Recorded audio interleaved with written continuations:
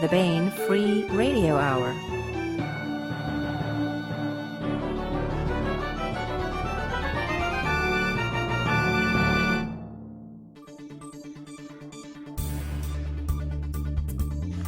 On the podcast, Dungeons & Dragons levels up to 40, and its designers party down until they lose all sense of alignment. Airship envy and death by Zeppelin. Plus part 1 of Frank Chadwick's excellent short story, Murder on the Hochflieger Ost. All right now.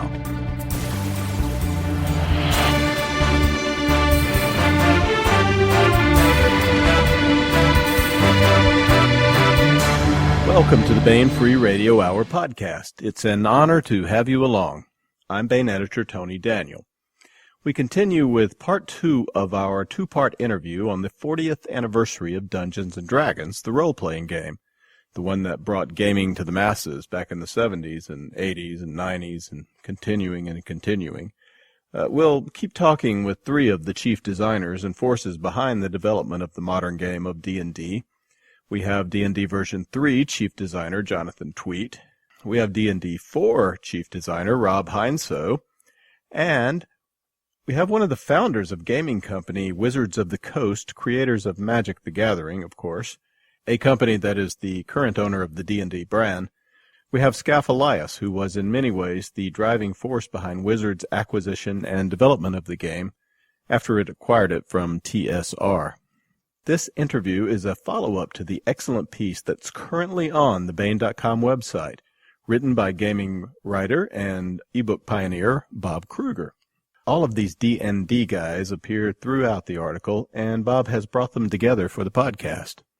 Since what I know about role-playing games would fit into a rattlesnake's empathy for mammalian parental love, I asked Bob to moderate the discussion, and he's done a good job. We also have part 1 of the two-part complete serialization of a short story.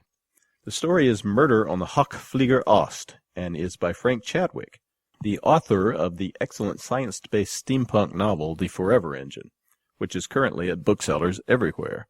This story is set in the world of that novel, which includes, of course, cool airships. It's steampunk, after all. But before orc hacking and airship assassination, Laura Haywood-Corey joins me for the news. March is a-comin' in, and so is a new Baen hardcover. In fact, our new March hardcover is a really cool alternate history that asks the question, what if America lost the Revolutionary War? Would the American cause still find a way? This is Liberty, 1784, and it's by the author of Himmler's War and 1920 America's Great War, Robert Conroy. Yep, and also debuting in March is a reissue with a brand new cover of The Fall of Atlantis, Marion Zimmer Bradley's epic fantasy about that ancient and legendary realm. Atlantis? Yes. Who did this new cover? That was Sam Kennedy. He's also done Balance of Trade by Leon Miller and The Undead Hordes of Kangul. Oh yeah, that was a great cover. Excellent. And we want to mention that March sees the mass market publication of Charles E. Gannon's excellent science fiction novel, Fire with Fire. We're happy to say that Fire with Fire is a Nebula Award finalist this year. These and a wonderful slate of trade paperbacks and other mass markets, including Shadow of Freedom, by the way, are now at booksellers everywhere, so check them out. Check them out. And now here is part 2 of our two-part roundtable on Dungeons & Dragons at 40, the quest for a game that breaks all the rules. This year marks the 40th anniversary of Dungeons & Dragons. Can you believe it? The role-playing game that took over popular culture and transformed us all into geeks. Or, depending on how you look at it, opened our imaginations to a new way to experience that SF and fantasy staple, the sense of mystery and wonder. I know, I was there back in 1975 when it happened to me. So, to mark the 40th anniversary of D&D, this month we are debuting an excellent article on the Baen.com website by my friend Bob Kruger. The article is called Dungeons & Dragons at 40, The Quest for a Game That Breaks All the Rules, and it's available at the Baen.com website. In addition to being an author and president and CEO of pioneering ebook company electricstory.com, Bob has been a content writer and creator in the gaming industry for decades. He's Seattle-based and has worked at Microsoft's Asheron's Run and at Wizards of the Coast, and lots more. Bob is also the driving force behind the new Baen mobile site, by the way, which will be rolling out soon.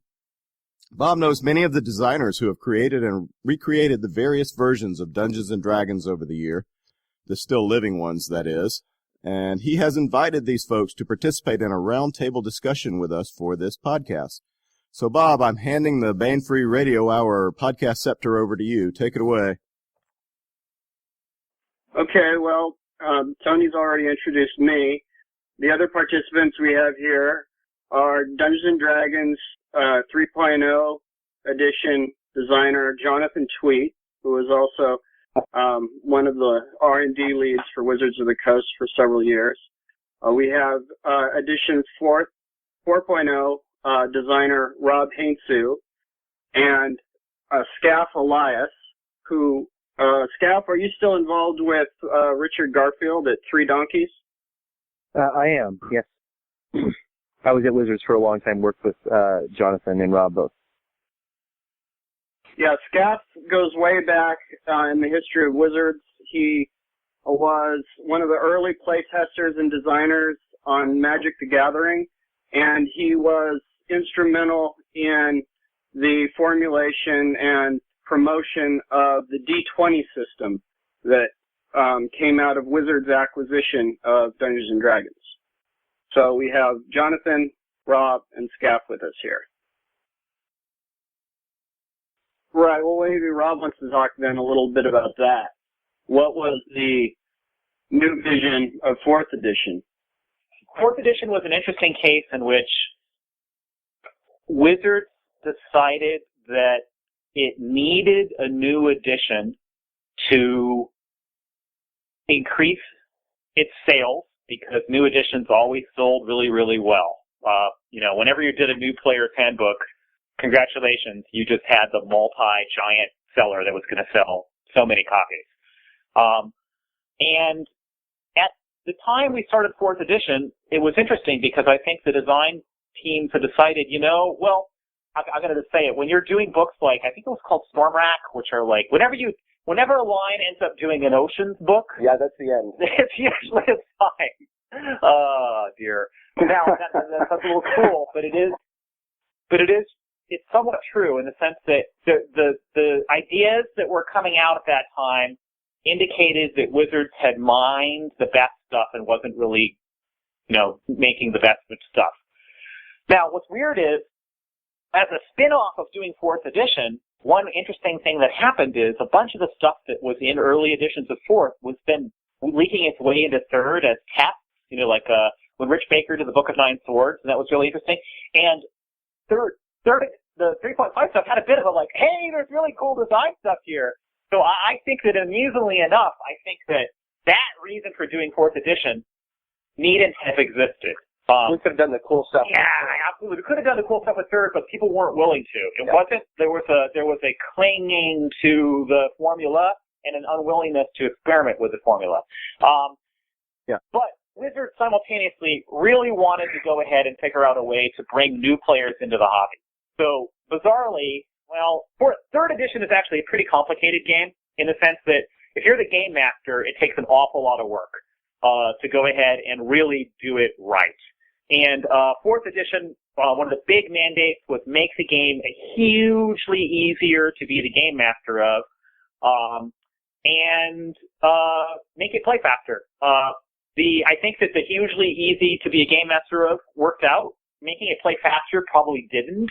Not really. I mean, I think afterwards when it got published, people were like, oh my God, it's just like a computer game. And, the irony there is that, I'm not a computer game player, not really. And so that wasn't really it. But what it was designed so that people who came to D&D from having played computer games would feel comfortable in it, which was something that Wizards market research indicated they didn't necessarily feel all that comfortable necessarily, I think, coming to 3rd. Now, I don't think those elements of the strategy worked precisely, in terms of saying, because what it was is those things are saying, hey, there's this giant untapped audience that you're trying to get. Well, I don't think that necessarily has turned out to be true. I mean, I think that in a weird way, it's like the fact is that no, gaming is a hobby that has a dedicated core of people. You'll also notice that 4th edition, when Jonathan says it didn't have a revision, the brand's goal was to go ahead and recreate the world to somehow make it uniquely Dungeons and Dragons world, to give a spin on things that were our own. And that happened.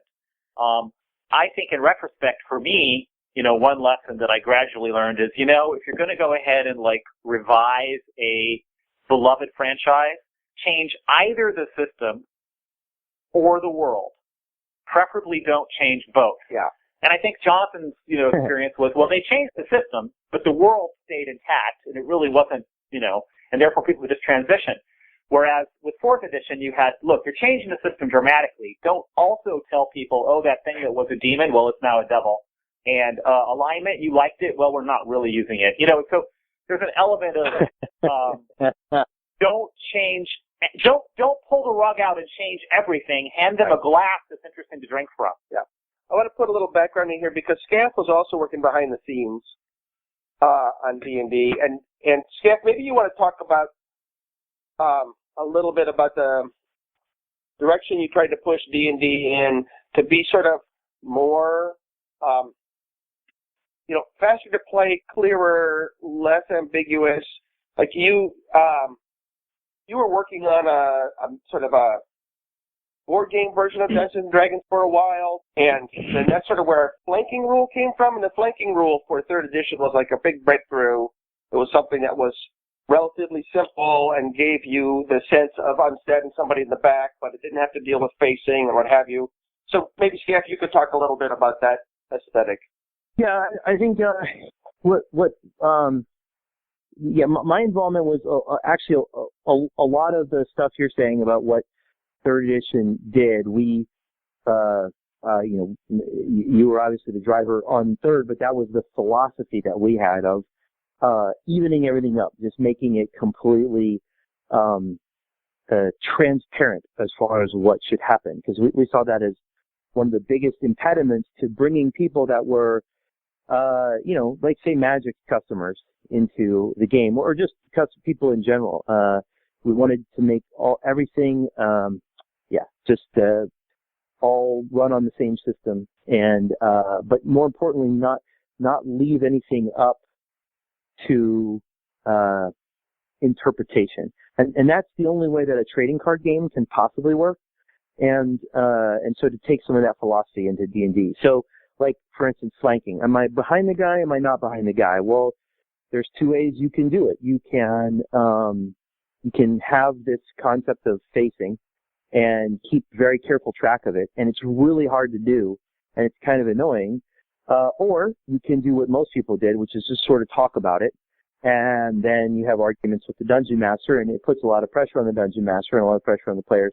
Or you can do what we did in the I guess you might call it an adventure game or something. I don't know that it would be a role-playing game. Precursor to some of the 3rd edition rules, which is that codify it precisely, but abstract it enough that the rule turns out to be pretty simple. So things like flanking and the way attacks of opportunity worked and the way reach worked and those sorts of things. And also the same sort of things with, a lot of role-playing systems had done this before, but take things you want, like the fighter to do that he had done in the past, and he says, oh, I leap over here and I hit this guy, or I whirl around and do this, or you could talk your dungeon master into saying, well, there's 3 orcs. Can I hit, can I sweep across and hit them all? And those things were allowed, in 1979. You could convince your dungeon master, and he'd say, like, yeah, that's cool, do it. And in storytelling games today, you can do that. The idea was take those, distill their essence, codify them, put them into the game. That's pretty much it. That's how a lot of those things came about, like the flanking rule. Skaff talking about the spirit of like bringing out some of the fun things, that was also part of what 4th edition was about. You know, there was sort of a realization in WotC R&D that we you know, the wizard and the cleric and a few other spellcasting classes had all the juice and actually got to make the choices that mattered when you were playing.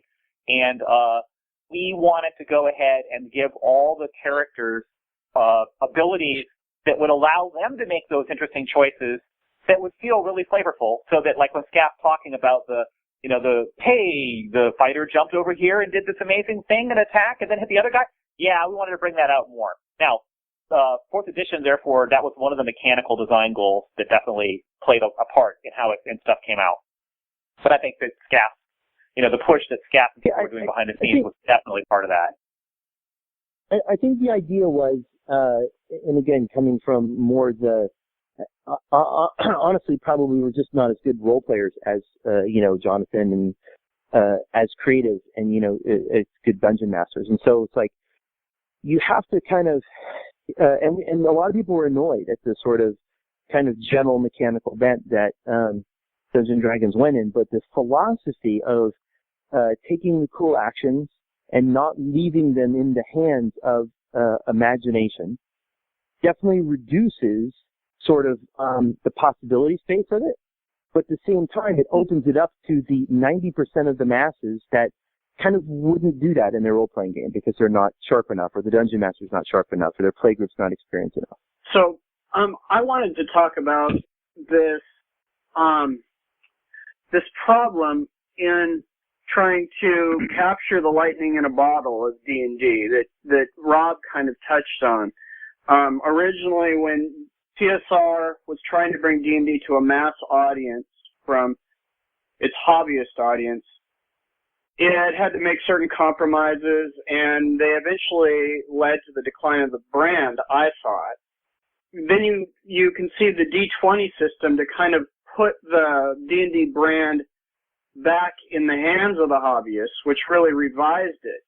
But then again, you had to enter this cycle of creating a product that could be marketed. And these imperatives are kind of at war with each other, right? So first let's talk about D20, what your involvement was. I guess this is mostly Skaff and Jonathan. Where the D20 concept came from and what it was trying to address as far as revitalizing the brand and what it's led to. I want to jump in and say, like all really good ideas, it has 1,000, you know, grandfathers. Like, I didn't even know so much about the Mike Cook thing that you pointed out in your article. But so, like, I remember before we purchased TSR, this was a goal of Wizards. Peter and Richard and I had talked about it before the purchase even went through on a general level, and then even in interviews, I can remember interviewing the TSR people again for their position, Bill Slavicek, and actually Steve Winter for a while. I guess he decided not to come, but he was there. And it came up repeatedly in the discussions that we would ask as interview questions, because we, sort of knew the direction was going. And then eventually, and then lots of some people objected, but I know Jonathan was a strong proponent of it, and I know like Ryan Dancy was absolutely key in getting it pushed through because he's the guy, with sort of the brand responsibility for actually taking on the business, positives and negatives and the risk and all that sort of stuff. So, but in retrospect, right, you've got a lot of people understanding it's a good idea, but you also have everybody being terrified of it. Because, and as rightfully they should be, you're releasing the rights to your game. Like, it was an obviously good and obviously dangerous idea. What was your goal with D20? Yeah. What did, WotC wanted to revitalize the brand, right? I mean, they must have seen that the D20 system would help do that. Honestly, the revitalization of the brand was not part of the goal. And I think a large reason for that is maybe overconfidence. Like, the system that the third edition design team had come up with was really good. Our marketing and distribution clout was amazing. So we sort of, I guess I would say, assumed that the revitalization would happen. I mean, I don't think we thought it would do as well as it did, but the D20 system was much more a longer term type thing. It wasn't a short term like we need this to revitalize the brand. It was two things. One, even though we never reaped the benefits of it, looking back at the old TSR numbers for their products, it was really interesting to see where they were making their money. And it surprised me when you look at the numbers and, the smaller their supplement and their adventures, they weren't, when you considered all the factors, they weren't actually making that much money off them, and the margin was horrible. So the idea is, well, let's pick out what all the super high margin products are and do those, and let everyone else do all the other stuff. Control the core that you need to control, and then secondarily, because Wizards had just gone through this, I guess sorry, not Wizards. Dungeons & Dragons had gone through this relatively scary period where, for a long time, the White Wolf stuff was, I don't think it ever passed it in sales, but it was a major threat, and so then just kind of throw everything on its head and just force everyone to understand this thing that Jonathan said like 2 questions ago. The role-playing is Dungeons & Dragons, period. There may be variations on it. You can go out, have fun, but you need to understand fundamentally that it's Dungeons & Dragons and that it's owned by Wizards of the Coast, and everyone needs the player's handbook. Everybody needs their player's handbook, and learn there first. And you want to go do something else, then splinter into 1,000 pieces based upon the fact that you like to play in a world with no elves, or a world where elves get an infinite number of actions per turn. And that's a jab at you, Rob. While we maintain the. I'll talk to you about that jab later. I want to break in here and talk a little bit about Ryan Dancy. He was really the architect of the D20 system, and he was really big on the idea that the more people there are playing D&D, the better a game it is, because more people are contributing to it, or you can find a greater variety of campaigns and what have you. And so what the D20 system did very subversively is it turned the role-playing game industry from being a bunch of people who are trying to get you to quit playing D&D and play their stuff instead.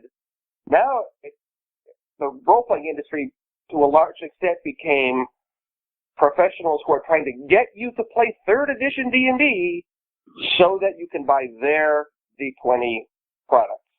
Well, let's take a look at it. You've got D20 Call of Cthulhu. You've got the Lucas Arts Jedi Knight games, right? Knights of the Old Republic and its sequel that use the D20 system. It had huge reach and co-opted those brands that considered themselves separate. It's interesting. Not only did 3rd edition sales skyrocket, but everybody's sales did. I mean, the amount of sales running through independent role-playing games, just absolutely went through the roof. And so you sit and you wonder, well, how can this magic happen? How can both go up? And I do believe that the core reason is that, maybe this goes back to your exception-based stuff, relearning a system every time, someone sitting down and coming up and having to create a system, and everyone having to learn the system from the customer level over and over again and read it and pay for all that ink. It's like there's a lot of wasted hours in there that aren't that fun. Like, if you stick to the creative parts, the thing that makes your system unique, and you run off the core, you get an enormous sort of mental savings from the point of view of the customer. Not everybody. Some people like to read new random rules, but the vast majority of actual players, I mean, that's how everyone can be helped with this sort of thing, like operating system. And I also want to reiterate what Jonathan said. Everybody had lots of thoughts and ideas about D20. There was only one man whose head was literally on the chopping block, and that was Ryan. He deserves a lot of credit for that. I want to follow up on this because this was pretty important to me personally in a way. I saw this happen. I mean, I came into Wizards right as this occurred, and I was part of the, working in the trenches. And reality is, a lot of people in Wizards, even though it was succeeding, they still didn't like it. And so the irony is that later on, when there was a glut of bad adventures and bad products. Everybody and their brother who used to go ahead and be publishing like a mimeographed bad cover thing was now publishing stuff that supposedly was for D&D. The distributors bought it, and a lot of times the distributors bought things without really making bad decisions, and they ended up with stacks and warehouses of material that could never be sold. Now, ironically, when it came time to do 4th edition, as designers, we thought the entire time, of course we have an OGL. How could you possibly not have an OGL? Yeah, the open game license. The open gaming license, of course you're going to do the same thing that 3rd edition did, because you've already given away 3rd edition. You can't possibly not do the same thing with 4th edition. But it turned out that wasn't true, and it turned out that the business people, or the people controlling the thing at Wizards, actually really resented the idea that anybody else was making money off of D&D. Yeah, I'd rather make $1 less as long as you make $2 less. Then it's a win. Mathematical insanity, Skaff. It was terrible. It was horrible. And not a zero-sum game, a negative-sum game. It was bad. And that meant, in a certain sense, I mean, honestly, if 4th edition had an OGL, there would have been a lot of that was cooperating and trying to get people to use it. There would have been people publishing things for it, and I think it's entirely the hilarious truth is that Pathfinder and Paizo have probably done better, almost certainly have done better. But if Wizards had gone ahead and just made it available, the irony is that Wizards only would have profited, and there it is, crazy. Yeah. Well, so, this is the same attitude. This is the same attitude I saw going back to my idea that D&D is lightning that's tough to bottle. It's the same attitude that it drives me crazy. That in the late '80s, TSR had put the game on decline for a similar reason, and that's to not acknowledge that it's the fans that create the game. It's a tradition, and you need to respect that, and that every edition of D&D is really just a new dialogue with the core concept. It's not this thing that you can set apart. It needs to live. I mean, I think you can watch D&D Next. I mean, the entire D&D Next attempt, following on the heels of 4th edition, which kicked the OGL in the teeth, and therefore created Pathfinder. But that's one possible way to see those events. D&D Next is an attempt by Wizards to acknowledge the things you're talking about right now and say, dear fans, you are hugely important. Please come play with us. We know you should. And so you're right, Bob. Now, the weird part is, therefore, there's several cyclical relationships inside of the creation of Dungeons and Dragons that play out over the years. It's like at this stage, no, it's ours, all ours. And at this other stage, dear fans, you are us. And we are you, and we are all together. But those things just go back and forth, and sometimes they go back and forth in ways that make no sense. Well, having the OGL out there, having the competition, has obviously been really healthy for the brand. And let's talk a little bit about the competition. I mean, you've got 13th Age now. I mean, you're in competition with your own invention, both of you guys, right? 13th Age is a D20 based D&D variant. I mean, we are definitely showing our fans what kind of D20 game we like, right? So this is a game where it has free-form, story-oriented, character-centered elements like the games that I was known for before 3rd edition, and it's got really clean system like Rob worked on at 4th edition. It's competition, but it's also just part of the bigger dialogue. I know, people are using elements from it in Pathfinder and what have you. And D&D. And D&D, yeah. And D&D Next, amazingly, like the icon system. So reality is we tried to design a game that was exactly what we wanted to play, and that's where the storytelling stuff comes in, which really we couldn't quite do an indie-style game while working at Wizards. and also to go ahead and make it a design toolkit that can be plugged in for people who want different aspects in the games they're playing. Right. Now, that's us recognizing that there are many, many good ways to play D&D right now. And, ideally we'll get people playing the one we're doing, but simultaneously we're hoping to get people looking at it just to find out cool things they can do in their own game. Did you want to talk real briefly about 13th Age, what the concept is? I mean, why the name 13th Age? The idea is that there have been 12 ages in the Empire, and each one, there's been prosperity followed by some sort of collapse, and then that's the end of an age, and then a new age starts. And the chose 13 because it was ominous. And it's the right size. I think the worst thing you can do to like a D&D campaign is to give it 10 pages of history at the front. That everyone has to know what that history is, and it's like this. It becomes a big list that you have to go to get approval for what you want to invent in the game. Oh, could I invent a ruined castle here? I have to look into history and see whether that would be legal. And we wanted to provide a world where you can sort of do whatever you want. So the idea is every age could be a little bit different, and we describe a world in our rule book, but that's not the way the world has always been, and it's not the way the world is always going to be. And so that implicitly gives you permission to change your campaign. So your 13th age is going to be different from somebody else's 13th age. Gives this idea of cycles and changes and not necessarily progress, but variety. And so if you want to put a castle in the middle of somewhere, in one of those previous ages, for sure you could bet somebody could have built a castle there. So it opens you up creatively to be able to do whatever you want. And then what that world is, it's sort of the coolest bits of everybody's classic D&D campaign. So it's got a high druid and an emperor and a prince of shadows, a lich king, the dwarf king. All these sort of standard elements are built into the world so that it's familiar enough that, again, as a player or a game master, you can invent whatever you want. We're not saying play in our world instead of in a standard D&D world. We're saying play in a really cool standard D&D world. Here it is, 13th Age.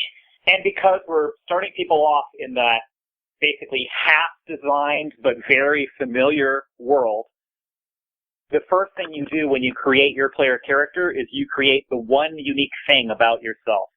And, the idea is that you give the player an immediate stake in telling a story that they've never been able to tell. You'll have players going, my soul is held in a giant sapphire by the blue dragon, and I am a deathless pirate. And you look at the player and you're like, really? That's your one unique thing? And it's like, yes. It's like, okay, now they've told you a lot about what the campaign is going to be about, and they've given you story hooks right away that you can go ahead and do as a game master. So I think one of the things that Jonathan and I are really happy about with 13th Age is that when people start a campaign, most people tell us, and it's certainly our been experience, that the very first sessions have a richness of storytelling and interwoven dialogue and playing off of each other that comes in other D20 games comes after maybe 4, 5, 6 sessions as people get to know their characters. But by sort of harnessing ideas from indie storytelling games or refining them for ourselves, we've sort of jump-started that. And people helping to create the world and therefore having a lot of fun making up a story helping make up a story together for the very start with game mechanics that encourage that. It's a lot like what 3rd edition did for, say, backstabbing. They're now doing for storytelling. How's that? That's pretty funny, Skaff. Yeah, make it simpler. Make it more accessible. Make it simpler and codified, and that thereby making it more accessible. There was the one thing that I wanted to ask about real briefly. There's been this idea that D&D is role-playing and vice versa, but there's a sense in which it's not. The D&D has this heroic fantasy focus. it is kind of like Rob said, and I quoted him in the essay, or the article, sorry, a classical education for the masses. It brought together manticores and, fairies from England and trolls from Norway and all that stuff, and kind of standardized it. So how important is that to keeping D&D together? Keeping it that core concept. That's a really interesting question, and it's really hard to split up, right? Like, if the first role-playing game had not been about, heroes fighting monsters from folklore and myth, would that fantasy thing have come and replaced whatever started it, or would that other genre have been the dominant form, and we would all think that that's the most natural form to role-play in?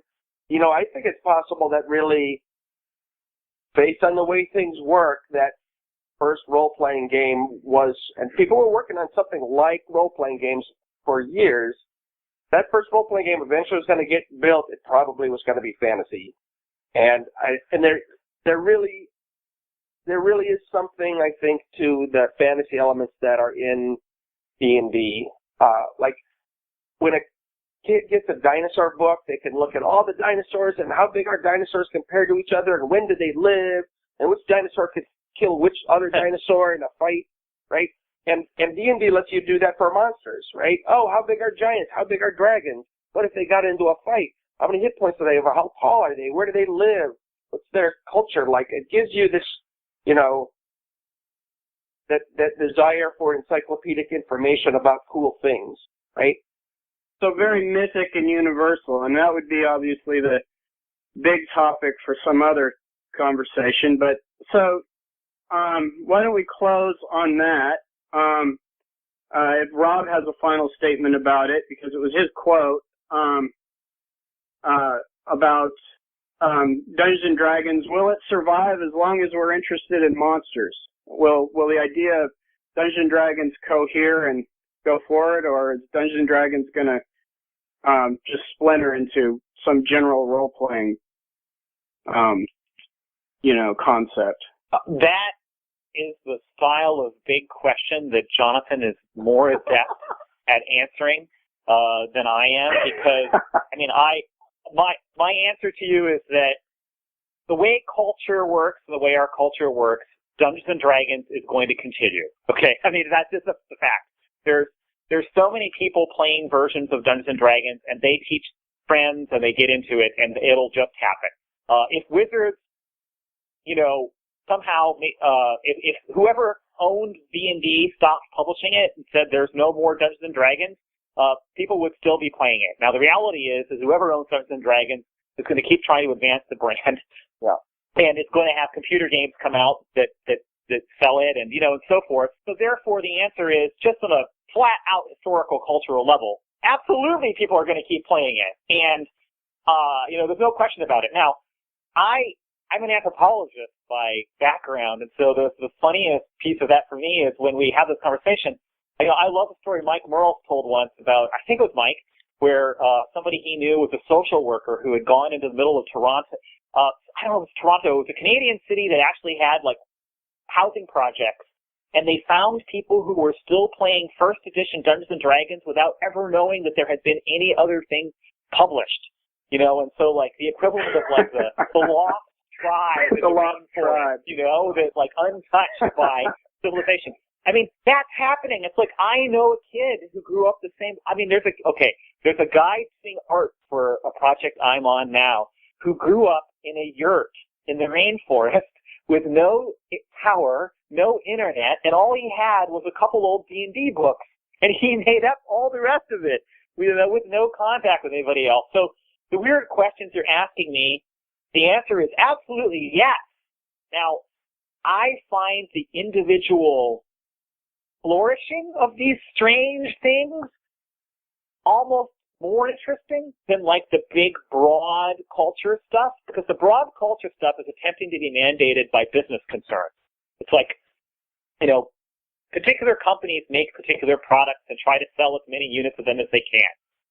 Meanwhile, human beings end up using these things and creating stuff that you would never guess, and just like we all know people with interesting stories, and if you keep your ears open, you find out things about people playing role-playing games that you would just never expect. And that's one of the things I love. So the answer, Bob, is yes. Even if the zombie apocalypse hits, somebody is going to be playing D&D somewhere. And so when I look ahead 40 years, it's hard to imagine people still playing D&D the old-fashioned way, whatever, with all the great gizmos and distractions people are going to have in 40 years. But I think it's even harder for me to imagine that nobody will be playing traditional D&D. Well, what we don't understand about the future and those types of things is, first of all, what the technological curve actually ends up being, because there are all kinds of ways technological curves might trend downward.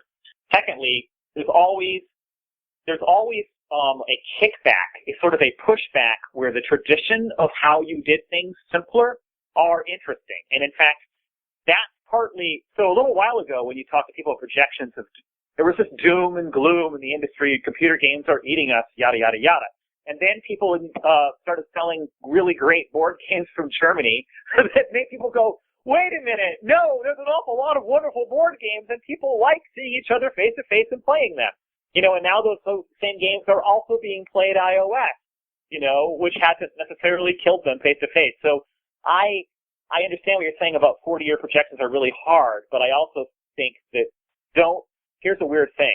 Because D&D is now tradition, you can't underestimate the weird force of tradition. The weird force of tradition indicates that, yes, people will be playing much the same way they are, deliberately as a cultural statement, which is kind of strange, but probably true. Okay, well, thank you guys very much. I guess the summary is that there will be D&D, and it will have dragons, and it will have dungeons. Thank you so much, Bob. The article is called Dungeons and Dragons at 40, The Quest for a Game That Broke All the Rules. It's by Bob Kruger and is available at Baen.com website right now. Thanks. Thank you, Bob, and thank you all for being with us. Thank you, Tony. Say it more enthusiastically. That was fun. Okay. Thank you, Tony.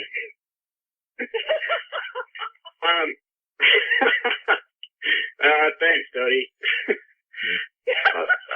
So, that's the kind of ribbing I would get from Rob. So he's grateful that you did that for him. Welcome to an alternate 1887. France has gone Fabian, and Gabrielle Cubier is a secret agent for the Democratic and Social Republic of France. Her task? Trade a document case of landscape drawings for one containing stolen blueprints vital to the British war effort. But Gabrielle finds that espionage is not always as easy when the man she believes to be her contact winds up dead. Now, 1,000 feet above the Bavarian countryside, Gabrielle must solve a murder before she's found out and pitched into the wild blue yonder by the culprit. Here is part one of a two-part serialization of a prequel to Frank Chadwick's alt history novel, The Forever Engine. It's called Murder on the Hochflieger Ost. Murder on the Hochflieger Ost by Frank Chadwick. Munich, Bavaria, aboard the landed Hochflieger Ost, December 10, 1887, late afternoon. Gabrielle Courbière finished pinning up her hair and looked in the stateroom mirror to be certain she was presentable. She was. Men told her she was more than simply presentable, that she was in fact strikingly beautiful. If asked to describe her own appearance, she would have said it was ordinary in every respect, not usually tall or short, figure neither exceptionally heavy nor thin, facial features very regular. It occurred to her, and not for the first time, that it was odd how men found the average of feminine characteristics so exceptional.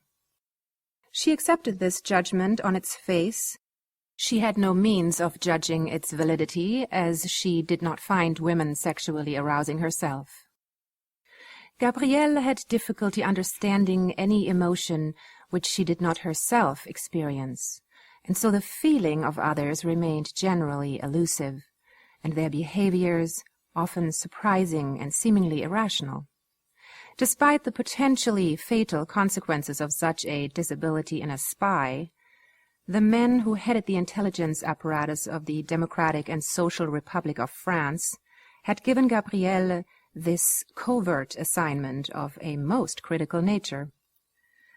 They had done so because she, who until then had worked only in the research department, asked for it and provided an extensive list of arguments as to why she was the correct choice, a list which would have been tiresomely long coming from any other aspirant, but which her male superiors had listened to with the appearance of rapt attention, although in truth few of them would have afterwards been able to tell you even a fraction of what she had said.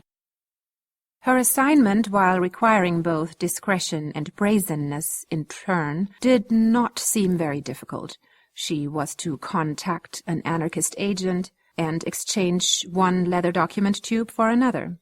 They would make the exchange on the Hochflieger Ost, the enormous and luxurious commercial Zeppelin, which linked Berlin to Istanbul by way of Munich, Vienna, and Budapest.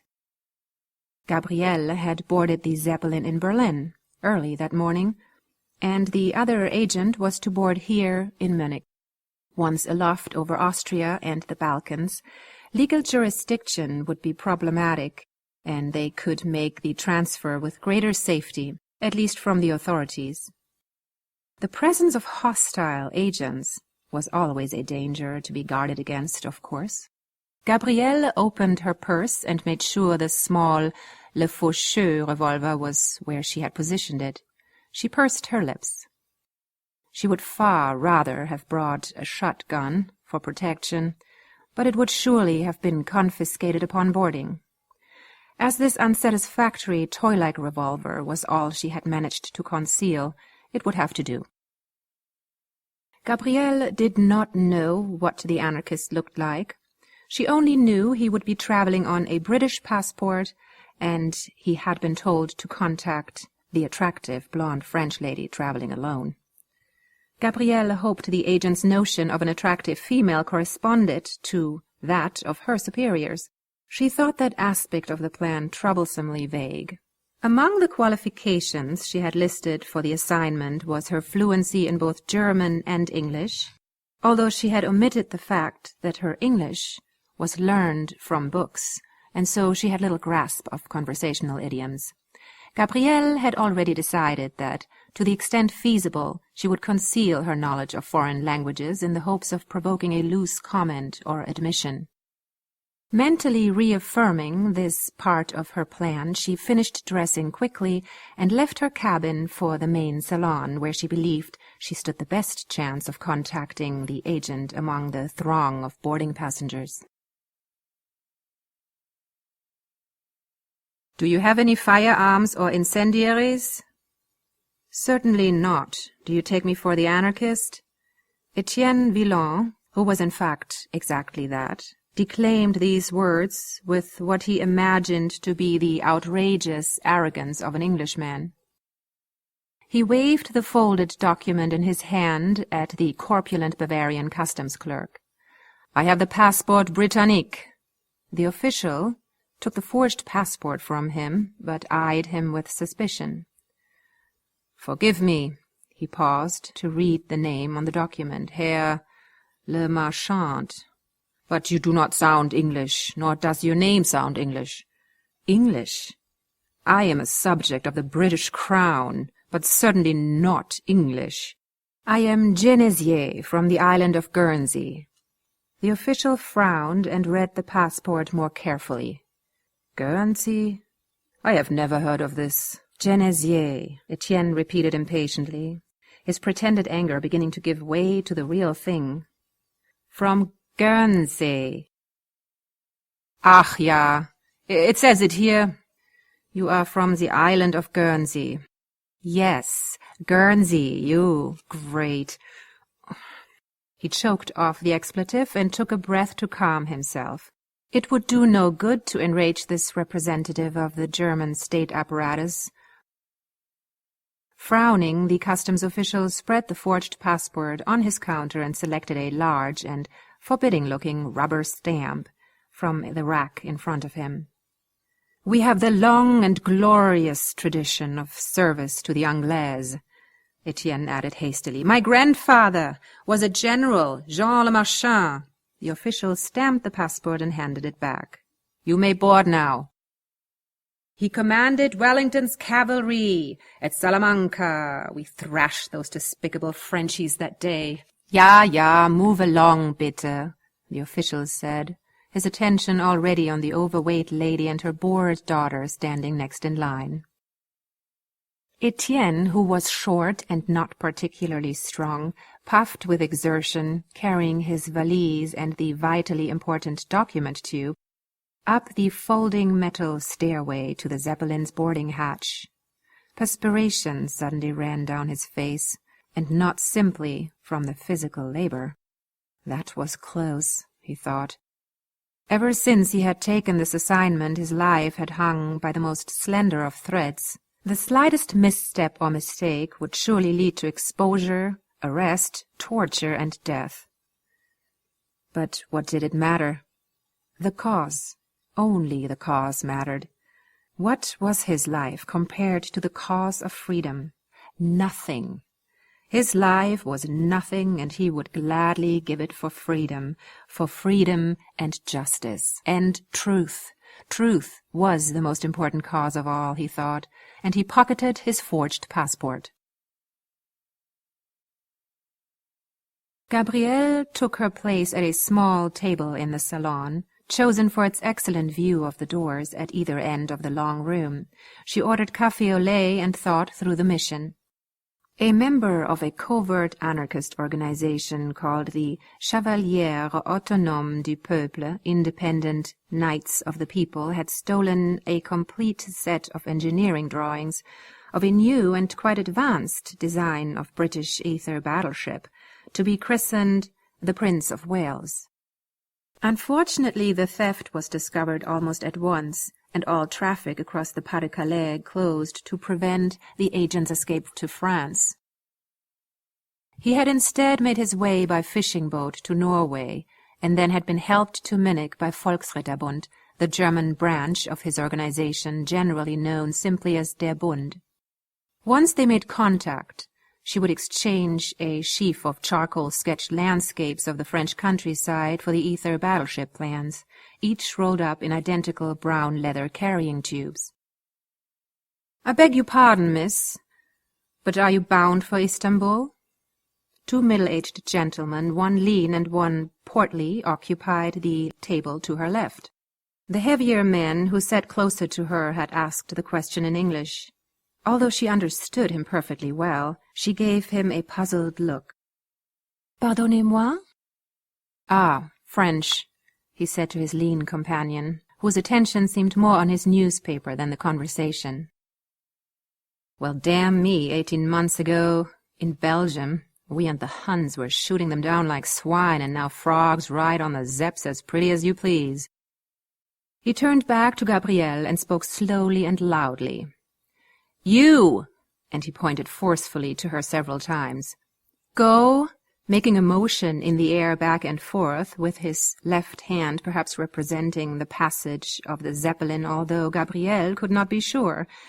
"Istanbul," he finished, and put his 4 fingers pointing up from the top of his head like a bull's horns.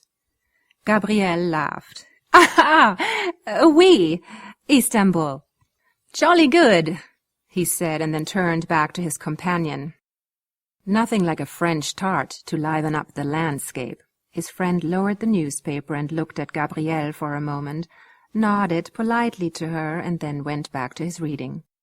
"Best keep your mind on our business," the slender man said. "Well, damn me. Speak of our business, and in it walks," the first man said. His companion again lowered the newspaper, and the two of them watched a new arrival carry his bags through the entryway and toward the bar. "Armbruster," the portly man added, and his lips curled in a sneer as he said it. "That chap behind the Prince of Wales mess," his companion said, folding the newspaper and now clearly interested. "That's the one, a bounder for certain. We'd best keep an eye on him. The Prince of Wales, the name of the stolen ether battleship plans. Gabrielle felt a surge of excitement. Had she, by sheer chance, taken a seat by the very British agents she would have to guard against on this mission? And had she already identified the agent she was to contact? Trying not to show any particular interest, she followed their gaze and saw a tall man shouldering his way through the crowd. He certainly dressed as an Englishman, in tweeds, and he carried a circular leather document tube over one shoulder. It was not exactly the same as hers, larger and a lighter shade of brown leather, which was inconvenient, but how was der Bund to know the exact dimensions and color of the case she would bring? Without looking at the two British agents beside her, she recalled their exact words, another of her particular talents, and combed through them for any additional clues. Most of the words she understood, but what was a bounder? The English always mispronounced foreign words, sometimes she thought as a matter of pride. Could he have meant a member of der Bund? And the lean British agent had described this new arrival as a chap. What was a chap? Some sort of code, perhaps. What could it... of course. Chevalier autonome du peuple. Chap. The tall man stopped by the salon bar, lowered his valise and document case to the desk, and ordered a drink from a steward. Maintaining an appearance of outward calm, Gabrielle finished her café au lait and left a 10-pfennig coin beside the saucer. She rose and crossed the crowded salon toward the men who, whiskey glass in hand, now watched her approach. He raised an eyebrow in quiet inquiry, and she answered in kind, bringing a knowing smile to his face. Aware that the British agents would be watching, she did not look at him, or address him directly when she reached his side, but instead stood with her hands on the railing beside the large glass windows which overlooked the landing ground and, stretching away behind it, the city of Munich. Her eyes on the crowd below, she said in a quiet voice meant only for his ears, "Bonjour, monsieur. You are perhaps interested in a French lady traveling alone?" Before answering, he took a large swallow of whiskey. "You must have read my mind," he replied. "I hardly think it necessary. Your accent is quite good, by the way." "Well, why wouldn't it be?" he said.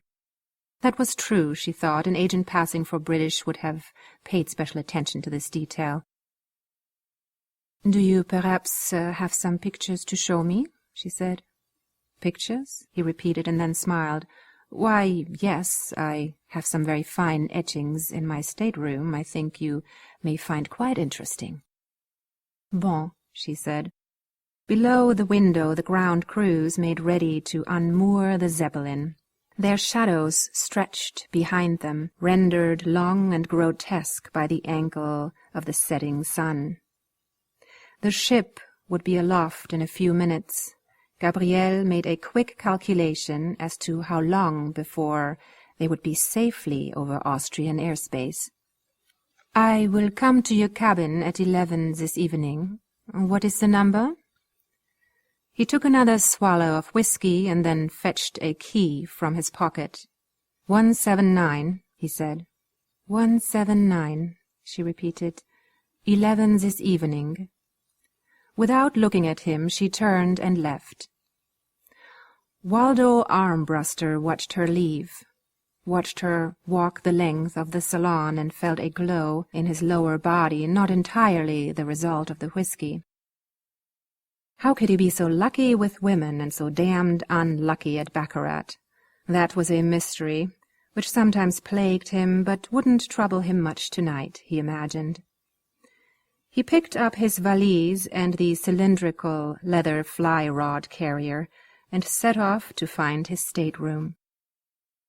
A few minutes later, Etienne Villon, a.k.a. Etienne le Marchand, entered the salon and found a prominent place in the center of the room where he would be clearly visible to the French agent and where he might pick her out as well. How many attractive French ladies would be traveling alone on a Zeppelin? Not many, he hoped.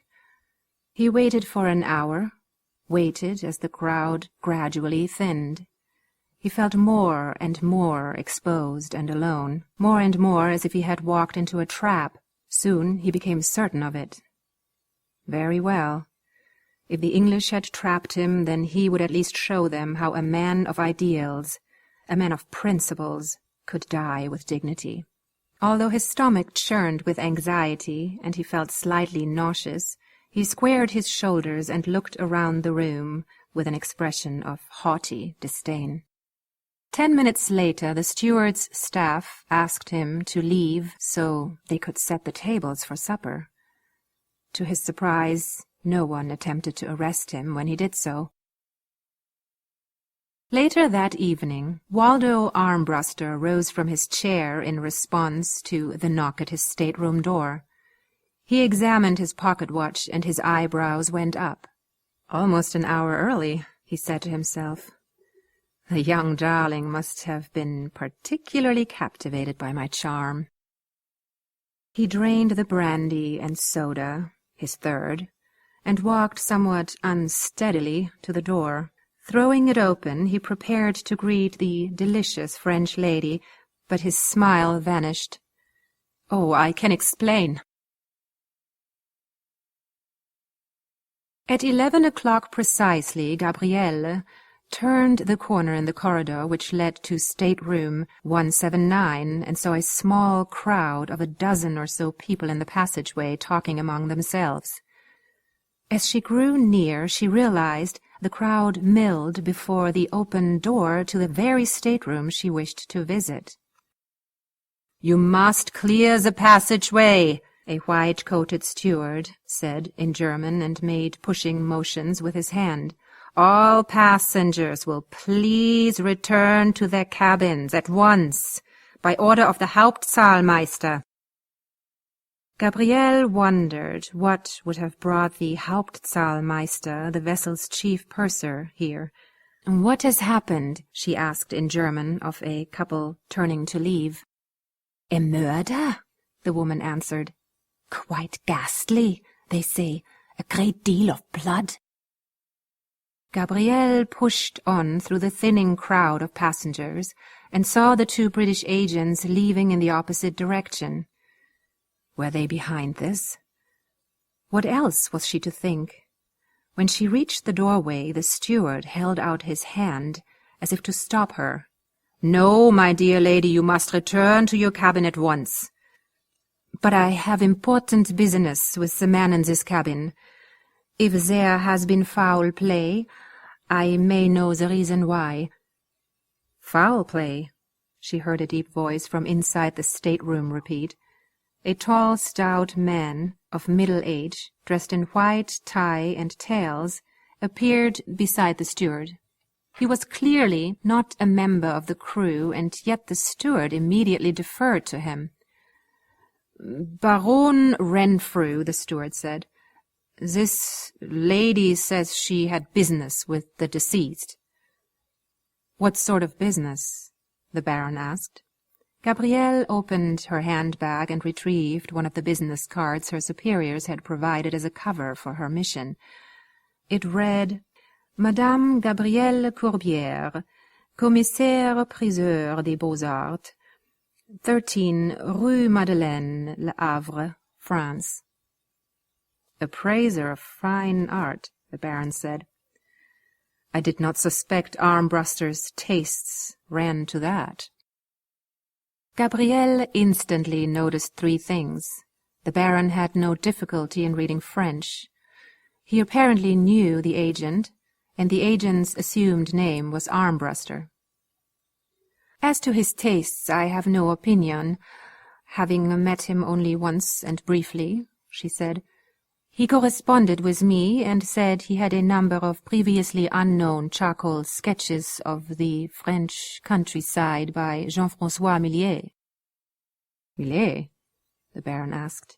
"Oui, Millet was one of the founders of the School Barbizon. If the landscapes are authentic, they are quite valuable. I paid Monsieur Armbraster a considerable sum in advance, with the balance to be delivered if I could determine their authenticity. I have a proprietary interest in them, you see. He carried them in the cylindrical leather case. Was such a case found? The Baron's expression flickered in surprise. Cylindrical case? You'd better come in, he said, and the steward immediately stood aside and bowed.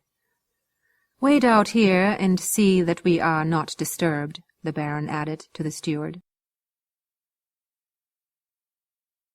Etienne Villon closed the door of his stateroom behind him and leaned against it, his head reeling. His aimless wandering looking for the French agent had led him to the crowd at the murder scene, and there he had seen the woman who must be his contact. The overheard discussion of the landscape charcoals, her French accent, and above all her dizzying beauty, left no doubt in his mind. He had not dared to make contact with her in public, but now he seethed with anxiety. He saw her talking with Baron Renfrew, saw her enter the stateroom and the door close behind her. Was it possible she did not know she stood face to face with the very embodiment of everything they fought against? No. Surely a French agent would know that man on sight and understand the terrible menace he represented. But she had walked into unspeakable, terrifying danger without a trace of fear, or even of hesitation. This was bravery of an order he had never witnessed before. Extraordinary bravery and celestial beauty combined in one woman, and all of it dedicated to their common cause. A woman truly worth dying for. He must find a way to rescue her. It seems to me the man simply fell and hit his head on the corner of this small table, the slender ship's doctor said as he polished the lenses of his pince-nez glasses. Beside him the chief purser nodded rapidly, but with a look of clear distress on his ruddy, black-whiskered face. Gabrielle could imagine numerous reasons why he would prefer an accident to a murder. She took a step closer and examined the body. Armbruster lay on his stomach, with the small wooden table beside him. A corner of the table top was jaggedly broken off, and the left side of the man's skull was cracked open, brains exposed. That was quite interesting. She had never before seen a man's brains. There was also, as the lady in the corridor had suggested, a considerable amount of blood, which had begun to coagulate, but was by no means dry.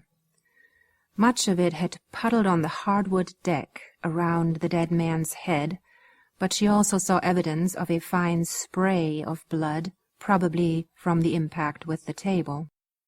She noticed that no one had stepped in the blood, so that aspect of the scene was certainly undisturbed. "Perhaps he fell," she said. "Or perhaps it was staged to look this way, n'est-ce pas?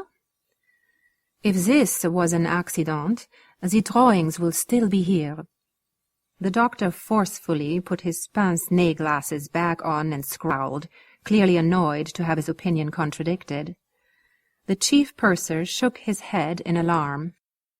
"No, you must leave this to us, Madame Corbière," the purser said, but the Baron cleared his throat, and the two other men immediately turned to him. "Considering the strained international situation," the Baron said, "and the delicate relations between Germany and France, the Zeppelin line may prefer you to exercise a special consideration for this lady's business interests." Although to Gabrielle's ear the Baron offered this as if solicitous advice, not a command, the chief purser straightened to attention. "Of course, Herr Baron. Danke schön. Now let us find this case." For the next 10 minutes, the four of them, Gabrielle, the Baron, the doctor, and the chief purser, searched the small cabin for the leather document tube but found nothing but a half-empty bottle of brandy, a small book of solicitous photographs, slightly more than 20 pounds sterling in British currency, and Armbruster's clothing and toiletries. "He had the leather case with him when he boarded this afternoon," Gabrielle insisted. "The lady is unfortunately correct," the doctor told the chief purser. "I saw it myself." The chief purser stared in appeal at the doctor for a moment, but then his shoulders sagged, and he shook his head. "Ach, a murder. Never before has there been a murder on the Hochflieger Ost. When we land in Vienna later today, the authorities will want to know everything. Our passengers will be detained. It will be a great embarrassment for the firm. You Baron, of course, will not be inconvenienced." The Baron nodded, his acknowledgment of what was apparently obvious to everyone but Gabrielle. "You are perhaps the owner of this line?" she asked. He gave her a quizzical smile in return.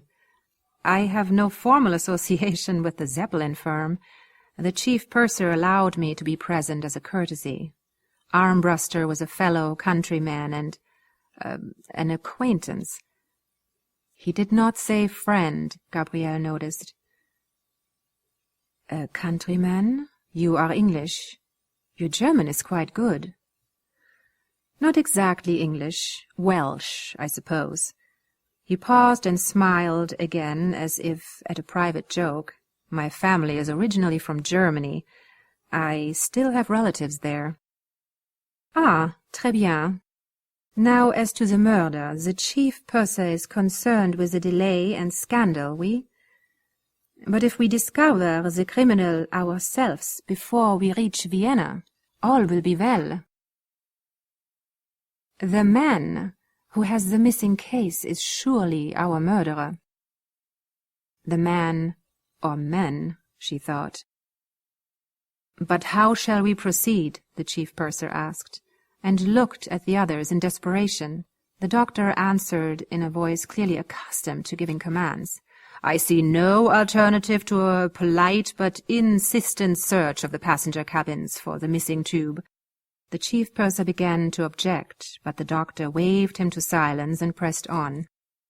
"Surely the Viennese police will do the same, and with less consideration for our passengers and less discretion." The Baron frowned in thought for a moment and looked up when he realized the other men were waiting for his opinion. "Yes, I do not suppose there is a good alternative." Gabrielle took one last look around the floor of the stateroom to see if anything was amiss. A button, perhaps, fortuitously lost from the murderer's coat, or something dropped from a pocket, but she saw nothing out of place. She did notice that the Baron's shoes were polished almost to a mirror brightness, but there were 3 very small dull dots on them, 3 spots where they did not reflect the light. Dried blood? Surrounded as she was by the Baron's allies, she chose not to reveal what she had just noticed. That was part 1 of Frank Chadwick's complete short story, Murder on the Hochflieger Ost. We'll have the finale next time. Be sure to check out Frank's excellent science-based alternate history novel, The Forever Engine, for more set in this world. And that's it for the podcast. Thanks to Laura Haywood Corey, to Rika Daniel, and podcast theme composer Ruth Judkowitz. And a dark elf princess who knows how to party, a wand of alignment demoralization, and a jacuzzi filled with concentrated healing potion, to writer Bob Kruger, and to Dungeons & Dragons designers and developers Jonathan Tweet, Rob Heinsoo, and Skaff Elias. Please join us next time here at the hammering heart of science fiction and fantasy, and keep reaching for the stars.